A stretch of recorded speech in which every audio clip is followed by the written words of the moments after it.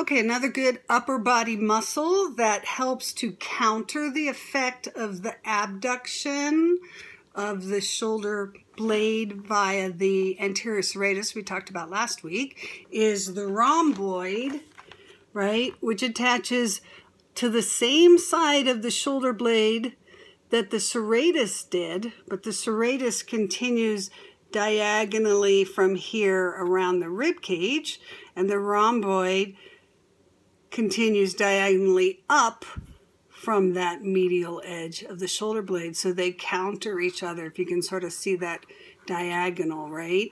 So they would work together beautifully to stabilize the shoulder girdle, so we could work the shoulder joint very effectively, right? And then if the abductors, the serratus, pulls the shoulder blade down and out, rhomboid would pull the shoulder blade back up and in. And it attaches from the lowest cervical down to, I think it's the fifth thoracic vertebra, right? And there's a minor also.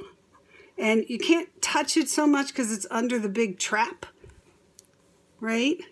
But as you can begin to see, right, it's so clear. I mean, there's just so much going on right in here, all of whom need to be balanced in a way that they stabilize the organization of the skeleton to articulate something, and then they mobilize in relationship to one another. So you have a strong and flexible rhomboid as you have a strong and flexible serratus, right? And then other things come into play like the lats. So for instance, if you were doing something like a chin up and you let your shoulder blade slip wide, then the rhomboid would be a huge piece of what gathers your upper body back together again so you could pull, okay? And the traps help with that, and then that facilitates the lat, which comes from the spine to the front of the arm to actually pull the arm down while this is maintained very, very stably. Again, you know, these just tend to be movements that, as mostly women in the Pilates industry, you know, we don't have the same degree of muscle power there necessarily, and we also probably haven't focused on it.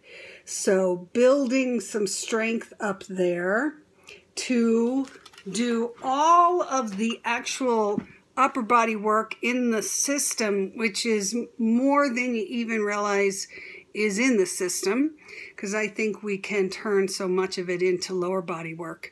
Even like circles and frog could be much more about the upper body, the upper back, the arms and shoulders.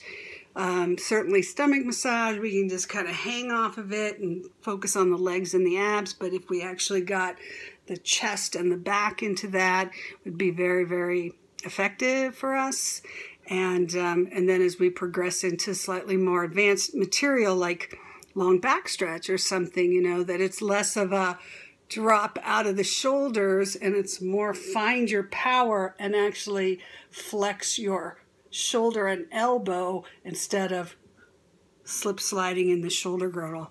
So look around and see how many places that shows up and how we could actually reframe it as an upper body exercise and start to apply a few more of these muscles. Okay, awesome.